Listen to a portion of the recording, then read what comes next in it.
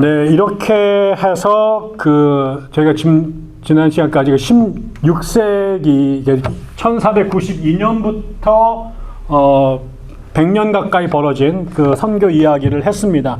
그런데 이제 흥미로운 것은 요 시기가 종교개혁과 이제 오버랩이 되는 시기라는 겁니다.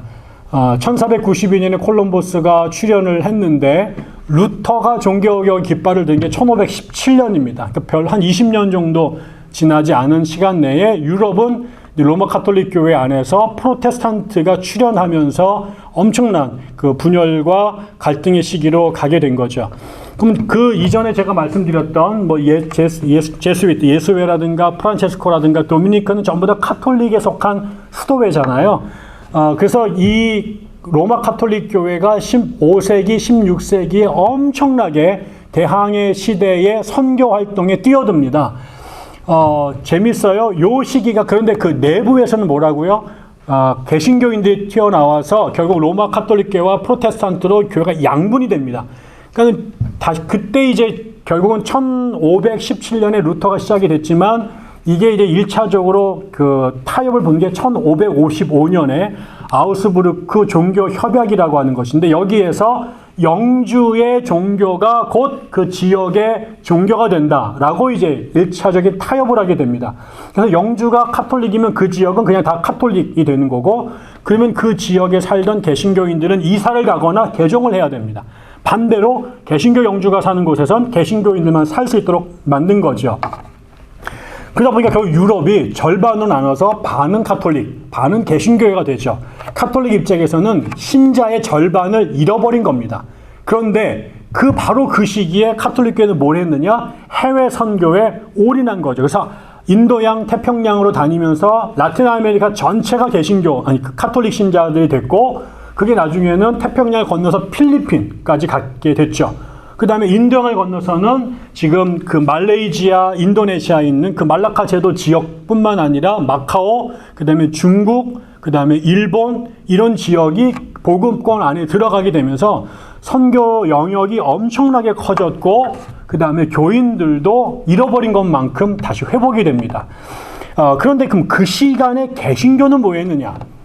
개신교회는요, 정신이 없었습니다. 왜냐하면 지금 문제가 해외 선교가 아니라 카톨릭과 눈앞에서 전선을 이루고 계속해서 종교 재판을 하고 나중에는 전쟁이 벌어지거든요. 그래서 슈마칼텐 전쟁이라고 해서 카톨릭파와 루터파가 군대를 이루어서 싸웠단 말이에요. 그 다음에 스위스에서는 울리 찌빙글리가 쥐리히에서 종교개혁을 일으켰는데, 나머지 다른 스위스의 카톨릭 칸톤, 카톨릭 주들과 전쟁을 하다가 카펠 전투에서 죽었단 말이죠. 프랑스에서는 위그노 전쟁이 벌어져서 카톨릭과 개신교인들이 내전을 벌였고요. 그 다음에 영국에서는 청교도 혁명이 벌어져가지고 카톨릭파하고 처음에는 카톨릭하고 싸우다가 나중에는 성공회하고 내에서 칼빈파들이 전쟁을 벌여서 왕을 죽이기도 하고 뭐 이러면서 나라가 온통 어려웠다라는 거죠. 또 그 다음에 스코틀랜드에서도 거의 준내전에 해당되는 스튜어트 왕조와 존 넉스를 중심으로 한 개신교인들이 전쟁을 벌였고, 이런 일들이 벌어지다가 나중에는 아예 30년 전쟁이라고 하는 전쟁이 터지면서 유럽에서 개신교회는 카톨릭이 지배하는 사회 안에서 자신들의 영토를 확보해야 돼, 자신의 생존권을 확보해야 되는 것이었기 때문에 밖에 다니면서 복음을 전할 수 있는 여건이 안 됐습니다. 1차적으로. 거기에다가 종교개혁을 시작했던 루터 자신이 선교에 관심이 별로 없었습니다. 그 사람은 선교라고 하는 것은 초대교회 사도들에게 주어진 사명이다 라고 생각했고, 또 이교도들이 득실거리는 곳에 그 복음 전도자들을 보내는 건 너무나 위험이 크다라는 생각이 들어서 이 사람은 별로 선교에 관심이 그렇게 많지 않았습니다. 그런데 루터보다 20년 정도 늦게 활동을 시작했던 존 칼뱅은 조금 상황이 달랐습니다. 왜냐하면 칼뱅 자신이 누구였느냐? 이 사람이 이민자였습니다. 망명을 떠나서 프랑스에서 못 살고 유럽을 떠돌다가 스위스에 와서 지내다가 또 나중에는 스트라스부르크라고 하는 곳에 또 망명 생활을 3년 하면서 스트라스부르크의 프랑스 이민자 교회에 목회를 했거든요. 그리고 바로 그 당시에 자기의 동료들이 프랑스에서 카톨릭자들하고 막 전쟁을 벌이면서 엄청난 탄압을 받으면서 어렵게 신앙생활을 했단 말이죠. 그때 자기가 나중에 제네바에서 제네바 아카데미를 만들고 학교를 만들어서 거기서 양성된 사람들을 자기 모국에 그 선교사를 보내서 지하 교회를 돕도록 했단 말이죠. 그래서 칼뱅은 자기 스스로가 이민자 교회의 목사였기도 했고 또 모국의 교회를 도와야 되는 그런 일들을 하면서 루터하고는 조금 더 다른 선교적 관념을 갖게 됩니다. 그러다가 그때 이제 그 유럽의 이제 프랑스나 또 이런 나라들이 이제 이 라틴 아메리카 북아메리카에 이제 그 발견하고 선교사 거기 그 식민자들이 갈 때 그 브라질로 그의 그 칼뱅의 영향을 받은 사람들이 이제 이민을 가게 되는데 그러면서 그 해외 선교에 관여를 할 수밖에 없게 된 거예요. 자기가 보낸 건 아닌데 거기에 이제 군인으로 정치가로 간 사람들이 칼뱅의 영향을 받은 사람들이었습니다. 그러다 보니까 그 사람들과 연관을 맺을 수밖에 없게 됐고 그러다 보니 결국은 칼뱅과 관련된 사람이 종교개혁 당시에 이의 이름이 니콜라스 듀랑드 빌레 가농 이름도 어려워요. 이런 빌레 가농이라고 부르는 사람이 브라질에서 선교 활동을 했던 물론 선교 목적으로 간 건 아닙니다. 그러나 선교의 역할도 함께 하게 된 거죠. 그래서 기본적으로 개신교의 출발점이었던 루터는 별로 선교에 관심이 없었다. 칼뱅은 상대적으로 조금 더 있었다. 그러나 그게 주된 것은 아니었다. 그런데 이제 누가 중심돼서 선교 활동을 했느냐? 선교 활동한 사람이 있었어요. 누구냐? 제세례파들이었습니다.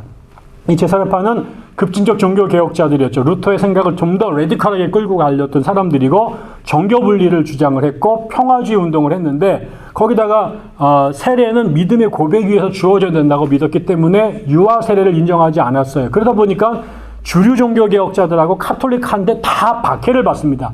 그러다 보니까 천지사방으로 도망을 다닐 수밖에 없게 되니 가는 곳곳마다 복음을 전하게 된 거죠. 복음을 전하러 간 게 아니라요. 목숨을 살리기 위해서 도주하면서 그쪽 지역에 복음을 전하고 교회를 세웠습니다. 그래서 이 제세례파 교인들이 유럽 전역을 떠돌아다니다가 모라비아로 가고 나중에는 러시아로도 가고 나중에는 라틴 아메리카로 가고 북아메리카로까지 가게 됐죠. 그러다 보니까 이 사람들에 의해서 제세례파 신앙이 글로벌하게 확장이 돼서 결국 그들의 삶 자체가 선교적 삶일 수밖에 없었다라는 겁니다. 그런데 이제 본격적으로 개신교에서 선교사들을 해외로 파송하는 일들이 이제 벌어지게 되는데요. 그거는 이제 17세기에 와서입니다. 종교개혁이 끝나고 100년이 지났을 때 루터파 안에서 경건주의라는 운동이 벌어집니다. 이거는 이제 루터의 성서 중심의 신앙 플러스 하나님과의 인격적 관계, 신앙적 성장, 그 다음에 종교적 체험, 이런 그 살아있는 체험적 신앙을 강조하는 그룹이 루터 그룹 안에서 나왔는데 그 사람들을 이제 피에티스무스, 경건주의라고 불렀습니다. 그 중에 경건주의를 출발한 사람이 이제 필립 야콥 슈페너라는 사람인데요. 그 사람의 제자가 누구냐면은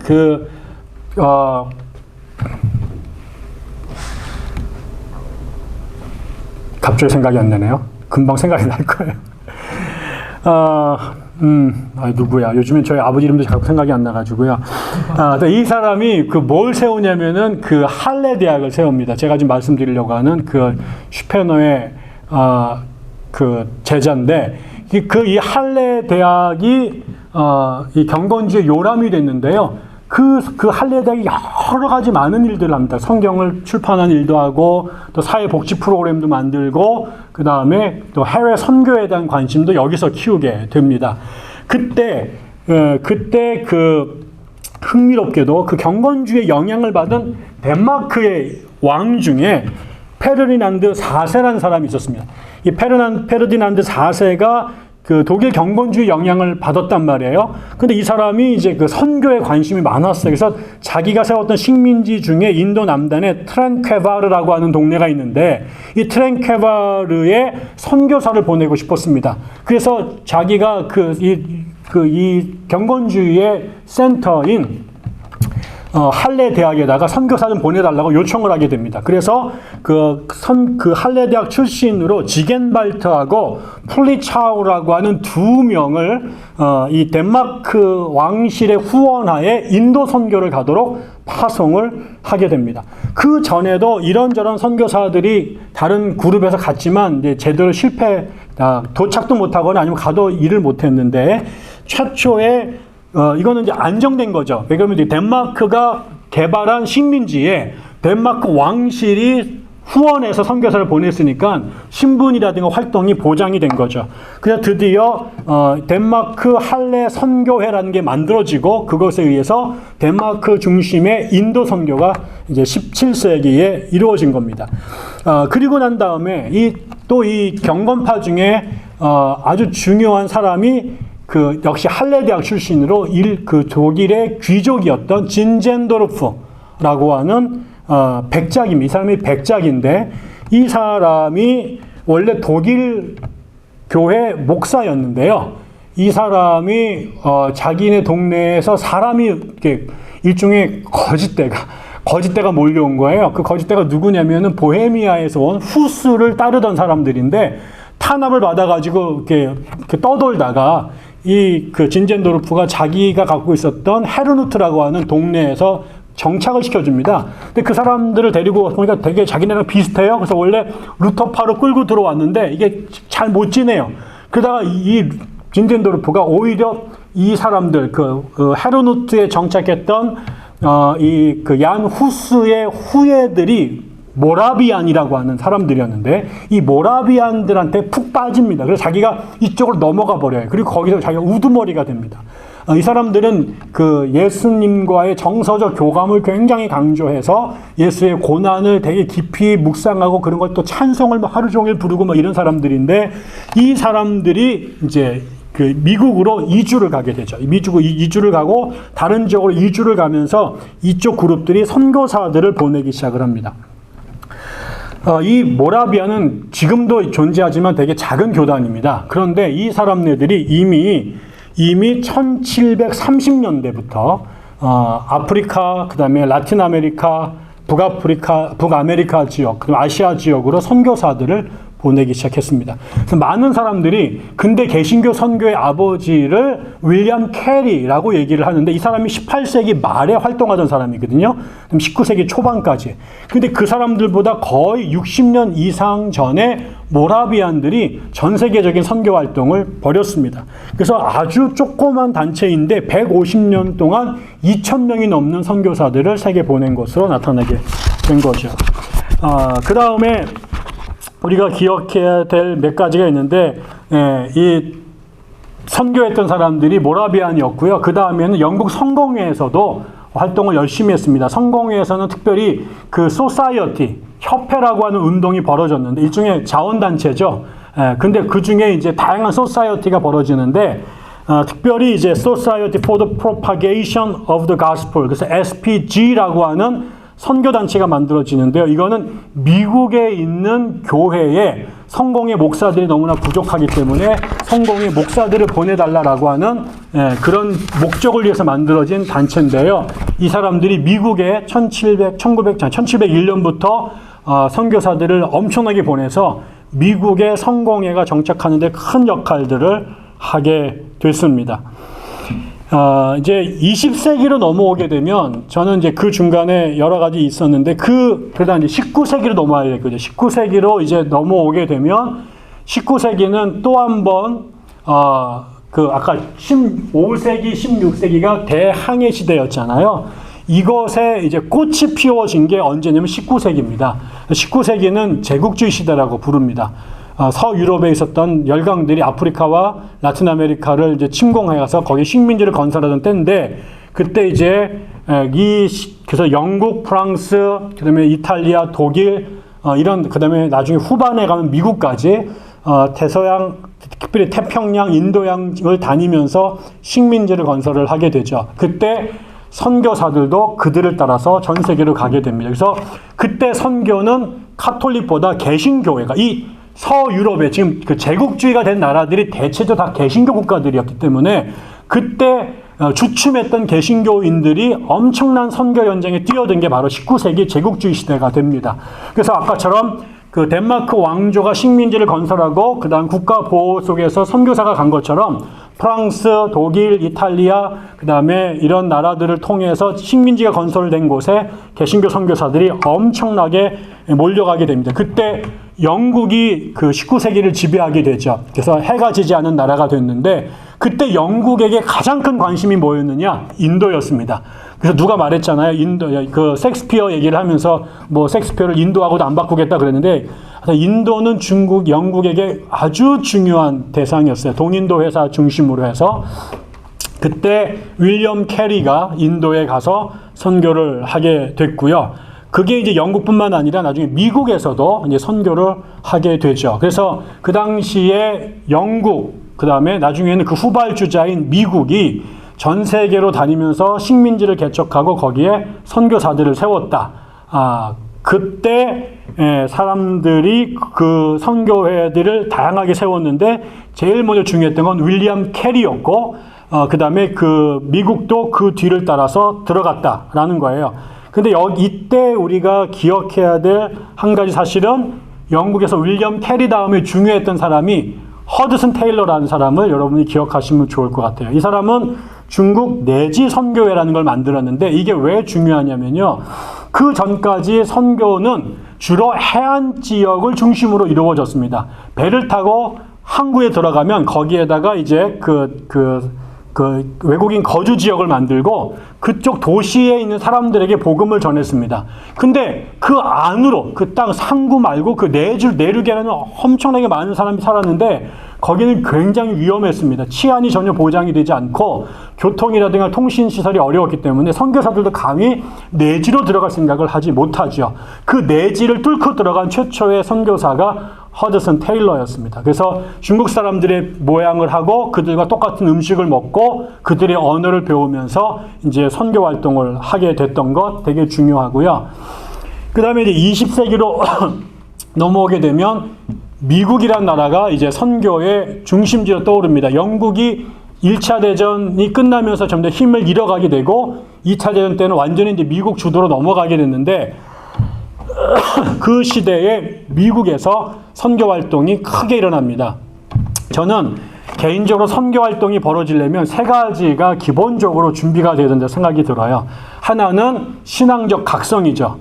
이거는 뭐 막말을 하면 성령을 세게 받아야 돼요. 그 성령을 세게 받는다는 얘기는 뭐냐면 제정신을 못 차리게 만드는 거죠.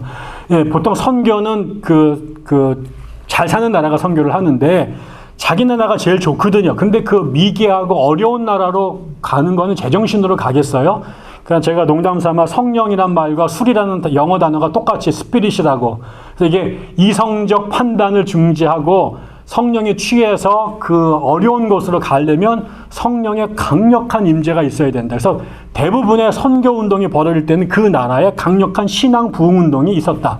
두 번째, 그거는 선교는 성령 다음에 필요한 것은 알파 오메가가 돈입니다. 가는 비행기 값, 배삭부터 교회 세우고 병원 세우고 학교 세우려면 천문학적인 액수가 필요하죠. 그래서 가난한 나라가 선교하기가 참 어려웠습니다. 그래서 선교가 그 당시에 가장 경제적으로 부강한 나라들이 선교에 책임을 졌던 거죠. 세 번째로는 과학기술의 발전입니다.